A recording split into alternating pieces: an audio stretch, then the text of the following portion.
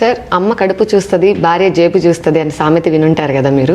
కానీ ఇప్పుడున్న రాజకీయ పరిస్థితుల దృష్ట్యా కొంతమంది చేసిన దుష్ప్రచారాల వలన కానివ్వండి, ప్రజలు అనుభవిస్తున్న బాధలు వాళ్ళ స్ట్రెస్ వల్ల కానివ్వండి, వాళ్ళల్లో ఏమైపోతుంది అని అంటే, ఓటర్ అనేవాడు నోటిని క్వార్టర్ని చూస్తాడు, నాయకుడు అనేవాడు పదవిని వెనకాల సొత్తు చేసుకునే సొమ్ముని చూస్తాడు అని చెప్పేసి అని అంటున్నారు.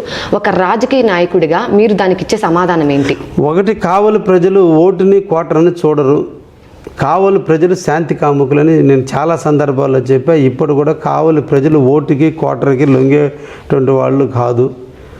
రెండు, కావలి ప్రజలు శాంతి కాముకులు కాబట్టి వాళ్ళకి కావలసింది ఓదార్పు, వాళ్ళకి సహనంగా సమాధానం చెప్పటం.